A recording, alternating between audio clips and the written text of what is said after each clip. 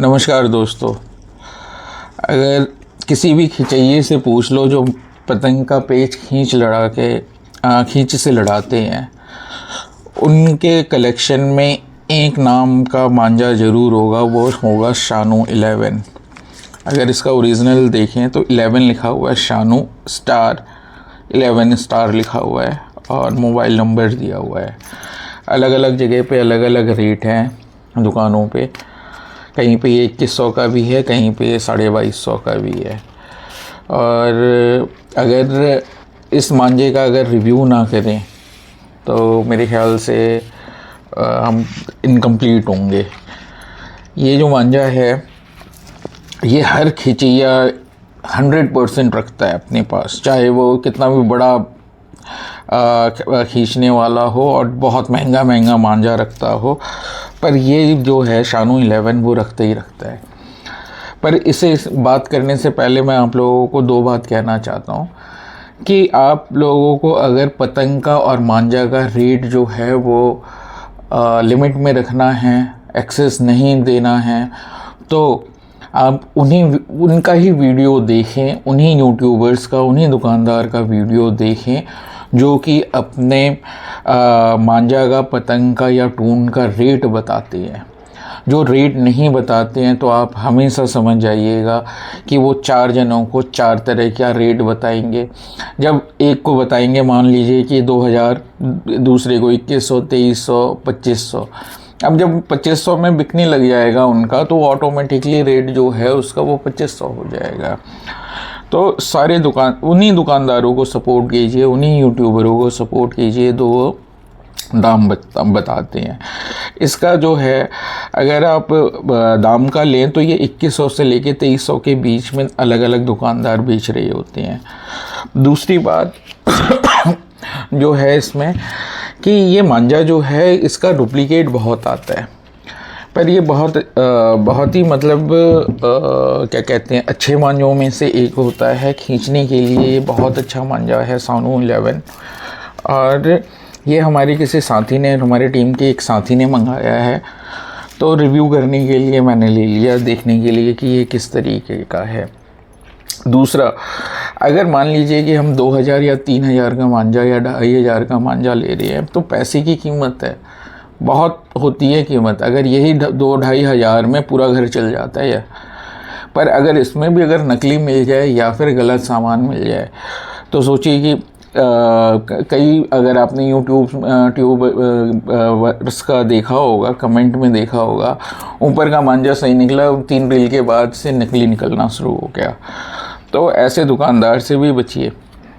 और मैं नाम नहीं लेना चाहता, ऐसे दुकानदार बहुत हैं, चाहे वो दिल्ली की बात हो, चाहे वो लखनऊ की बात हो, चाहे कानपुर की बात हो। तो दोस्तों आइए इस मांझे को अगर देखें तो ये वाइट में मैं आपको दिखाने की कोशिश करता हूँ। ये जो है ये बिल्कुल ना ही मोटा है और ना ही पतला है।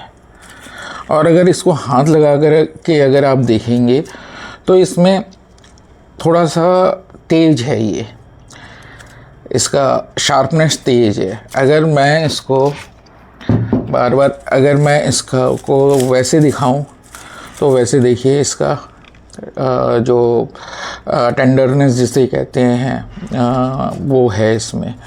दूसरी बात जो हम मांझे में ये देखते हैं, एक चीज़ हमें समझना ज़रूरी है। आप इसी तरीके से मांझा जो होता है वो इस तरीके से है। अगर इसमें इस तरीके से कांटेदार अगर होता है तो इसे ये जो मांझा होता है ये खिंचाई के लिए बहुत अच्छा माना जाता है। क्यों? क्योंकि खींचने वाले जब तेज़ी से खींचते हैं तो ये रगड़ बहुत अच्छा देता हुआ जाता है। इसमें ये जो है ये तेज़ी है। और दूसरा जो होता है वो उसमें धार होता है, पतला होगा, गोल होगा बिल्कुल ही, और पर उसमें भी अगर आप हाथ से करेंगे तो मुलायम तो होगा, पर धार उसमें तेज़ी उसमें भी होगी। ये रेंज के लिए यूज़ किया जाता है। ये जो किया जाता है ये खींच के लिए यूज़ किया जाता है। फंसा के भी ये जो होती है इस तरीके का फंसा के भी यूज़ हो सकता है, और आपका खैंच मार के भी यूज़ हो सकता है। तो इसलिए इस तरीके का मांझे का इन्होंने दाम अलग कर रखा है। पर एक्चुअल में टेक्निकली जो मुझे अभी तक समझ में आया, और आप लोग जो है बताइएगा कि क्या अंतर है इन दोनों में। जो मुझे अंतर लगता है कि इसमें मान लीजिए कि 4-5 तरह के मसाला इसमें आप डालते हैं। अगर इसको आप बहुत अच्छे से पीस देते हैं तो, और पीसने के बाद बिल्कुल पाउडर बना देते हैं, और उसके बाद 4-5 हाथ या 7 हाथ आप उस पर चढ़ा देंगे तो बिल्कुल बारीक डोर बनता है। उसमें तेज़ी भी होगी और वो बिल्कुल बारीक होगा। इसी को ये बहुत महंगा करके बेच रहे होते हैं। ठीक है, ये कारण जो मैं समझ पाया हूँ। और जैसे ये स्पेशल मांझा है जो कि खींच के लिए ही है, तो इसमें जो है जमाव जो है इसका बहुत अच्छा है।